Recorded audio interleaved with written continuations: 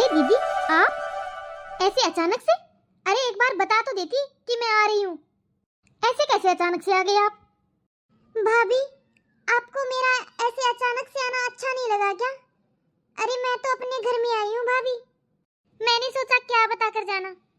अरे नहीं नहीं दीदी, इसमें वैसे तो कोई बात नहीं है, लेकिन अगर मैं घर पे नहीं मिलती तो फिर आप फिर बुरा मानते कि घर पे ही नहीं मिली। अच्छा हाँ भाभी, ये बात तो आप सही कह रही हो। अगर मैं बता कर आती तो अच्छा रहता। सुनो भाभी, बाहर बहुत गर्मी है ना, इसलिए मुझे ना बहुत जोर से प्यास लगी है। हाँ आप बैठिए, मैं लेकर आती हूँ आपके लिए पानी। माँ के जाने के बाद घर कितना सुना सुना लग रहा है, ऐसे लग रहा है जैसे परायापन सा फील हो रहा है यहाँ पे। लो दीदी, पी लीजिए पानी। कहाँ जा रही हो भाभी? क्या हुआ, कुछ काम है क्या? नहीं भाभी, काम तो कुछ नहीं था, पर मैं ये कह रही थी कि मम्मी के जाने के बाद ये घर कितना खाली खाली सा लग रहा है ना। खाली खाली सा? मुझे तो नहीं लग रहा भाई, आपको ही लग रहा होगा खाली खाली सा। वो मेरा कहने का मतलब था दीदी, एक दिन तो सबको जाना ही है। एक दिन तो सबको ही जाना होता है दीदी, माता पिता किसके बैठे रहते हैं। अच्छा, चाय पियोगी दीदी? बना लो। बना लो? अरे मैं अभी नहीं बना रही, मैं तो बाद में बनाऊंगी। देखो मैंने तो अभी नेल पेंट लगाया अपने हाथों में, देखो आप, अभी भी नहीं सूखी है। ये देखो।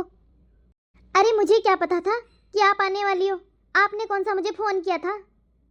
अब आप तो अचानक से आ गए हो, अगर आपका पता होता तो मैं बाद में लगा लेती, अभी नहीं लगाती। मैंने तो खाना भी नहीं बना रखा है, वो भी ताज़ा ही बनाना पड़ेगा, और मैं तो अभी नहीं बना सकती भाई, मैंने तो अभी नेल पेंट लगा रखा है। मैं इस खाने के, आपके खाने के लिए नेल पेंट थोड़ी ख़राब करूँगी अपनी। कुछ तो खा के आए होगे ना आप अपने घर से, भूखे तो नहीं हो ना? देखो अगर भूखे हो ना तो आपको वेट करना ही पड़ेगा, मैं अभी अपनी नेल पेंट नहीं ख़राब कर सकती। वैसे आप आज ही जाओगे ना? आपका रुकने का प्लान तो नहीं है ना? नहीं भाभी, मैं तो वो सोच कर आई थी कि 2-3 दिन रुकूंगी। वो भाभी, मुझे ना मम्मी की बहुत याद आ रही थी, मुझे लगा 2-3 दिन यहाँ रुकूंगी तो मेरा मन थोड़ा शांत हो जाएगा, अच्छा लगेगा मुझे भी थोड़ा, इसलिए मैं तो 2-3 दिन रुकने के लिए आई हूँ भाभी। अरे दीदी, आप एक बात बताइए, आप अपनी मम्मी को यहाँ बैठकर याद करो या अपने ससुराल में, बात तो एक ही है ना। अगर आपको ज़्यादा ही याद आ रही है ना अपनी मम्मी की, तो आप एक काम करो, अपने ससुराल में बैठकर उन्हें खूब याद करो। और रही दीदी इस घर की बात, तो ये घर तो मेरा है अब, आपका नहीं।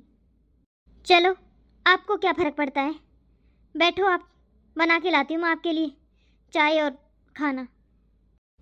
मम्मी, आपके जाने के बाद ये घर घर नहीं रहा मम्मी, इस घर का तो पूरा माहौल ही बदल गया मम्मी, मेरा तो यहाँ पर दम घुट रहा है मम्मी। जब आप इस घर में थी मम्मी, तो इस घर में कितनी रौनक थी मम्मी, हर जगह बस खुशी खुशी नजर आती थी, हर जगह अपनापन महसूस होता था। अब तो यहाँ पर कुछ नहीं बचा मम्मी, ये घर तो अब पूरा बदल चुका है मम्मी। जब आप थे मम्मी, उस टाइम जब मैं ससुराल से आती थी तो भाभी मेरा कितना अच्छे से स्वागत करती थी, और अब तो उनका बिल्कुल व्यवहार ही बदल गया मम्मी। लोग सही कहते हैं, मायका माँ से ही होता है, माँ के जाने के बाद मायका मायका नहीं रहता। पता नहीं ऐसा क्यों होता है भगवान, आखिर ऐसा क्यों होता है मम्मी, क्यों बदल जाते हैं सब, क्यों? सच में यहाँ पर अब तो बिल्कुल ही अपनापन नहीं लगता। रोइए मत दीदी, ये तो बेटी के खुद के अपने कर्म होते हैं, जो माँ के जाने के बाद उनका मायका सूना हो जाता है। शायद भूल गई हो दीदी आप, आज वो पीछे वाली बातें मैं याद दिलाती हूँ अभी आपको। देखा मम्मी आपने, मैंने इसको ये बोला था कि इस बार की साड़ियाँ मैं लूँगी आपकी, तो देखा मेरे साथ कैसे जबान लड़ा रही है ये। इसने मम्मी मेरे को साड़ियाँ देने के लिए मना कर दिया। अरे ये होती कौन है तुझे साड़ियाँ देने वाली? तुझे जो अच्छी लग रही है ना वो लेके जा, तूने इससे पूछा ही क्यों? इसे ज़्यादा इज्जत देने की ज़रूरत नहीं है। ऐसा है, कान खोल कर सुन लो, ये घर मेरे और मेरे बाप का घर है, तुम तो दूसरे घर से आई हो, और हम पर हुक्म चलाने की कोई ज़रूरत नहीं है। अरे मेरी बेटी का जो मन करेगा वो लेकर जाएगी। बोल, तेरी सारी साड़ियाँ लेकर जाएगी। बोल, अब क्या कर लेगी? ज़्यादा इतराना है ना तो अपने कपड़े पैक कर और अपने बाप के घर जा, वहाँ इतरा। यहाँ पे इतराने की ज़रूरत नहीं है।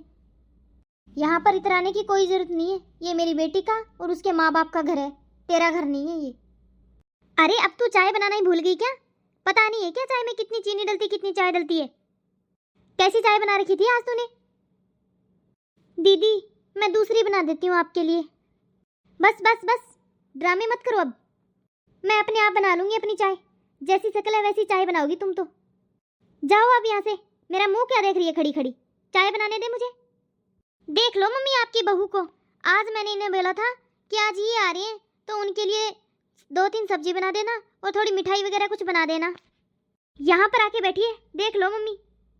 वो दीदी मेरी थोड़ी सी तबीयत खराब हो गई आज, मेरे से खड़ा नहीं हो जा रहा, ऐसे चक्कर से आ रहे हैं मुझे।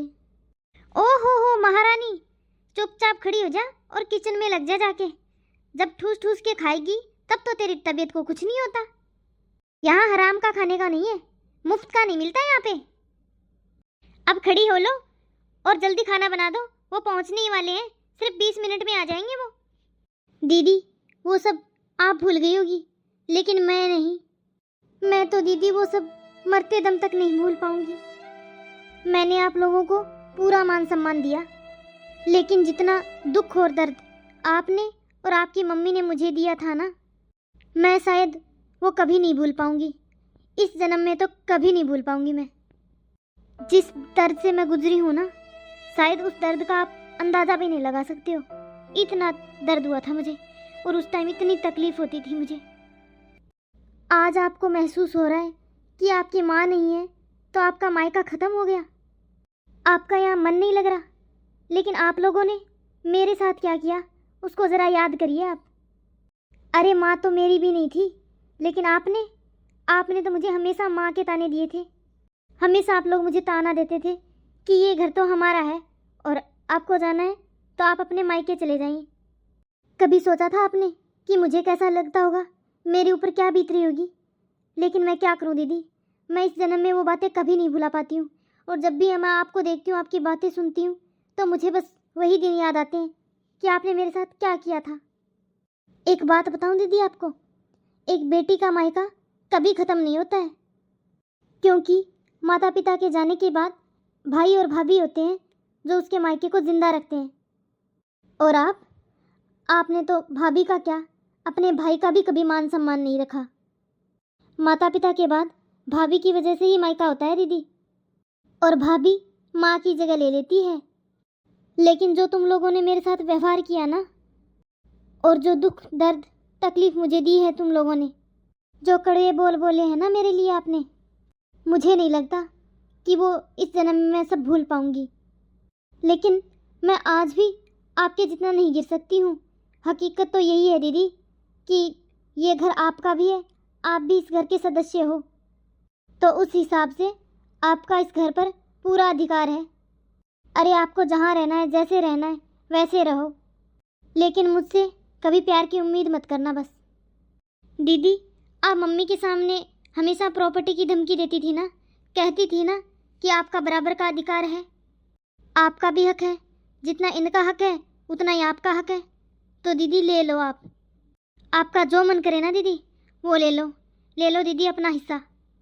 आपको जो लेना है ना वो ले लो चाहे, लेकिन बस मेरे मन में आपके प्रति कोई प्यार प्रेम नहीं है। अब सब कुछ ख़त्म हो गया है। मुझे माफ़ कर दीजिए भाभी। कहते हैं ना वक्त वक्त की बात होती है, उस टाइम मैं भूल गई थी कि आप भी इंसान हो, आप भी किसी के घर की बेटी हो, आप भी एक औरत हो। प्लीज़ मुझे माफ़ कर दीजिए भाभी। अब मेरे समझ में आ गया है कि हम लोग कितना गलत थे उस टाइम। सबका अपना अपना वक्त आता है।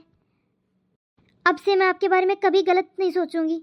मुझे माफ़ कर दीजिए, उस टाइम मेरे से गलती हो गई जो मैं ऐसा व्यवहार करती थी आपके साथ। बस ठीक है दीदी, मैं आपके लिए खाना बना कर लाती हूँ। हेलो दोस्तों, कैसे हैं आप सब लोग? मैं उम्मीद करती हूँ कि आप सब लोग अच्छे होंगे। कुछ लोगों का मानना है कि मायका सिर्फ माँ जिंदा होने से ही होता है, लेकिन यह पूरी तरह से सच नहीं है दोस्तों। अगर ननंद और भाभी के रिश्ते शुरुआत से ही अच्छे रहे हों तो उसका मायका हमेशा जिंदा रहता है। अगर ननंद और भाभी एक दूसरे को समझती हो, प्यार प्रेम से रहती हो, तो एक ननंद का मायका हमेशा के लिए जिंदा होता है।